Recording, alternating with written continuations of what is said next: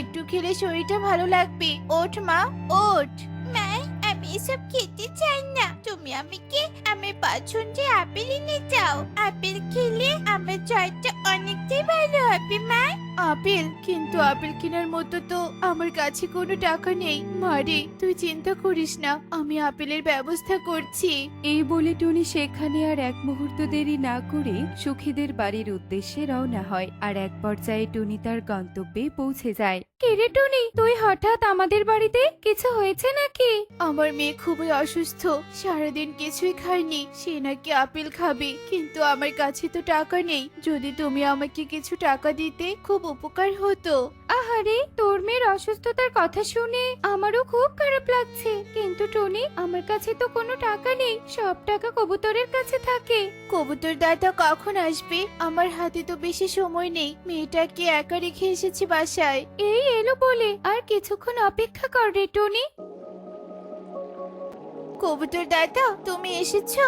আমাকে কিছু টাকা দাও না গো, আমি কয়েকদিনের ভেতরেই সব টাকা পরিশোধ করে দিব। আমার টাকার খুবই প্রয়োজন। অটো চালিয়ে আসতে তেমন টাকা পাইনি রে টনি। যদি বেশি টাকা পেতাম ঠিক তোকে দিতাম, তুই বরং অন্য কারো কাছে দেখ। সুখী, অটোতে টাকার বাক্স রাখা আছে, নিয়ে এসো ঘরে। কবুতর, তুমি না বললে তোমার কাছে কোনো টাকা নেই? টাকা থেকেও তুমি মিথ্যে কথা বললে কেন? টুনির মেয়ে তো খুব অসুস্থ। বেশি কথা বলো না তো সুখী। টনিকে যদি টাকা দিতাম তাহলে জীবনেও শোধ করতে পারতো না। তোমাকে যা বলছি তাই করো। এরপর সুখী আর বেশি কথা না বলে কবুতরের কথা মতো অটো থেকে টাকার বাক্স নিয়ে তাদের ঘরে চলে যায়। অন্যদিকে টুনি অসহায়ের মতো আনমনে হাঁটতে থাকে। হাঁটতে হাঁটতে টুনি এক গাছের নিচে বসে পড়ে। হে সৃষ্টিকর্তা, তুমি আমার মেয়েকে কেন অসুস্থ করেছো? আমরা গরিব বলে কি আমার মেয়েকে সুস্থ করতে পারবো না? আমি যে আমার মেয়ের কষ্ট সহ্য করতে পারছি না। এই টুনি পাখির মনে অনেক কষ্ট। তাকে সাহায্য করার জন্যই সৃষ্টিকর্তা হয়তো আমাকে এখানে পাঠিয়েছে। আমাকে অবশ্যই তাকে সাহায্য করতে হবে। টুনি, তুমি কেঁদো না, আমি চলে এসেছি।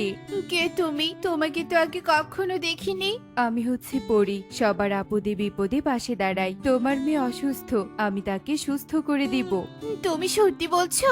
তুমি আমার মেয়েকে সুস্থ করে দিবে? কিন্তু কিভাবে সুস্থ করবে?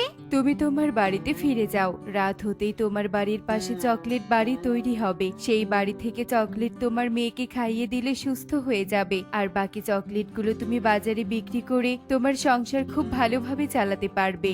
পরি, তোমাকে অসংখ্য ধন্যবাদ। তোমার এই উপকার আমি কোনোদিনও ভুলবো না।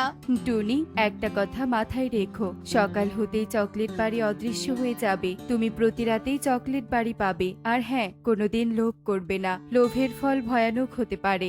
এই বলে পরি সেখান থেকে চলে যায়। আর টুনিও তার বাড়িতে। ওয়াও, কত সুন্দর চকলেট বাড়ি! এমন বাড়ি জীবনের প্রথম দেখলাম। না না, এসব বলে সময় নষ্ট করা যাবে না। এক্ষুনি চকলেট খাওয়াতে হবে আমার মেয়েকে। যেই বলা সেই কাজ। টুনি চকলেট বাড়িতে গিয়ে চকলেট এনে তার মেয়েকে খাইয়ে দেয়। চকলেট খাওয়ার সাথে সাথে টুনটুন পুরোপুরি সুস্থ হয়ে যায়। মাই মাই, আমি সুস্থ হয়ে গিয়েছি। দেখো, আমি হাঁটতে পারছি, শরীরে কোনো জ্বর নেই। সবই চকলেটের কামাল। ধীরে কথা বল মা, ধীরে কথা বল। এই চকলেট বাড়ির কথা কাউকে জানানো যাবে না। তুই বসে বসে চকলেট খা, আমি বেশ কিছু চকলেট নিয়ে এসে ঘরে রেখে দেই, কাল বাজারে বিক্রি করব। আচ্ছা ঠিক আছে মা। এরপর টুনি ঝুড়ি ভর্তি করে চকলেট নিয়ে তাদের অদৃশ্য হয়ে যায়। আর টুনি চকলেটের ঝুড়ি নিয়ে বাজারে বিক্রি করার জন্য বেরিয়ে পড়ে। টুনটুন, তুই নাকি অসুস্থ? মামাকে কাল বললো, তাই আমি তোকে দেখতে এসেছি। অসুস্থ ছিলাম, কিন্তু এখন নেই। এক রাতে আমি সুস্থ হয়ে গিয়েছি। এক রাতে? কিন্তু কিভাবে? এক পজি আমাকে চকলেট বাড়ি দিয়েছে। এভাবে টুনটুন সব কথা পারুলকে বলে দেয়। আর এই কথা শোনার পর পারুল সেখানে আর এক মুহূর্ত দেরি না করে আর টুনটুনের বলা কথাগুলো তার বাবা মাকেও খুলে বলে। কি চকলেট বাড়ি? টুনিরা এত বড় কথাটা গোপন রেখেছে? না না, আমাকে মোড়ল মাসিকে সব বলতে হবে। সুখী, আমি এক্ষুনি আসছি। এসব বলে আসে। টুনটুন, দেখ, তোর জন্য তোর পছন্দের আপেল নিয়ে এসেছি। তুমি আপেল নিয়ে এসেছো? মা জানো, আজ পারুল এসেছিল। আর আমি না চকলেট পাড়ের কথা বলে দিয়েছি। তোকে না বলেছিলাম কাউকে না জানাতে। পারুল যদি অন্য কাউকে বলে ফেলে আর তাদের মনে যদি লোভ সৃষ্টি হয় তখন কি হবে? এটা তুই কি করলি? এই যে মা, তুমি এত চিন্তা করছো কেন? এমন কিছুই হবে না। নাও নাও, আপেল খাও। মোড়ল মশাই, আপনার চোখের আড়ালে কত কি হয়ে যাচ্ছে আর আপনি কিছুই বলতে পারেন না। কি হয়েছেটা কি? আমাকে সবটা খুলে বল, সবটা না বললে জানবো কি করে? এরপর কবুতর সব ঘটনা বলে। টুনির এত বড় সাহস, টুনি এসব ঘটনা আমাকে জানায়নি। ঠিক আছে, টুনির ব্যবস্থা আমি রাতে করব। তুই ঠিক সময়ে আমার কাছে চলে আসবি, কেমন? ঠিক আছে মোড়ল মশাই, তবে তাই হবে। বেলা মোরল ও কবুতর টুনিদের বাড়ির সামনে চলে আসে। এ কি মোড়ল মশাই, রাতের বেলা আমার বাড়িতে? বদমাইশ টুনি, এত বড় কথা তুই আমাকে না জানিয়ে গোপন রেখেছিলি? তুই আমাকে বনের মোড়ল ভাবিস না নাকি? না না মোড়ল মশাই, তেমনটা নয়। পরি আমাকে বলেছিল এসব ঘটনা যেন আমি কাউকে না জানাই। বিশ্বাস করুন, আমার মনে অন্য কোনো মতলব ছিল না। থাক থাক, আর ন্যাকামো করতে হবে না। কবুতর, যা চকলেট বাড়ির সব চকলেট নিয়ে আয়।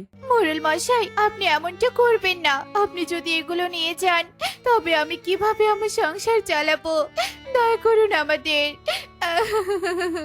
এভাবেই টুনি অনেক আকুতি মিনতি করতে থাকে, কিন্তু মোড়ল তার কোনো কথাই শোনে না। তারা জোর করে চকলেট বাড়ি থেকে সব চকলেট নিয়ে সেখান থেকে চলে যায়, আর টুনি জোরে জোরে কাঁদতে থাকে। হায় হায় রে, আমার যে সব শেষ হয়ে গেল। পরি, তুমি কোথায়? তুমি এসে আমাদের সাহায্য করো। টুনি, আমি সব দেখেছি, চিন্তা করো না। তারা সেই চকলেট দিয়ে কিছুই করতে পারবে না। এই নাও, এই বাটিটা তোমাদের কাছে রেখো। বাটি? কিন্তু এই বাটি দিয়ে কি হবে পরি? এই বাটি যেমন তেমন বাটি নয়, এটা জাদুর বাটি। তোমরা এই বাটির কাছে যা চাইবে তাই পাবে। এরপর পরি সেখান থেকে চলে যায়, আর মোড়লরা চকলেটগুলো হয়। মোড়ল মশাই, এগুলো চকলেটের কিন্তু অনেক দাম। এগুলো বিক্রি করলে আমরা অনেক টাকা পাবো। আহ, আহ, আহ, আহ, আহ। তুই ঠিক বলেছিস, এগুলো বিক্রি করে এনে দিস। কিছু ভাগ তোকেও দিব, আর বাকিটা আমি নিব, কেমন? মোড়ল মশাই, হঠাৎ ঝুড়িটা এত ভারী লাগছে কেন? এত ভারী তো ছিল না। কি বলছিস কি? এ কি, চকলেট কোথায় গেল? এগুলো তো সব পাথর। আমরা তো চকলেট নিয়ে এসেছিলাম, তাহলে পাথর এলো থেকে? নিশ্চয়ই এগুলো আমাদের লোভের ফল। আমরা বেশি লোভ করে ফেলেছিলাম মোড়ল মশাই। হায় হায় হায় রে, অতি লোভ করতে গিয়ে আমাদের অনেক চকলেট হারাতে হলো। আসলে লোভ করা মহাপাপ, আমাদের লোভ করা উচিত হয়নি। লোভে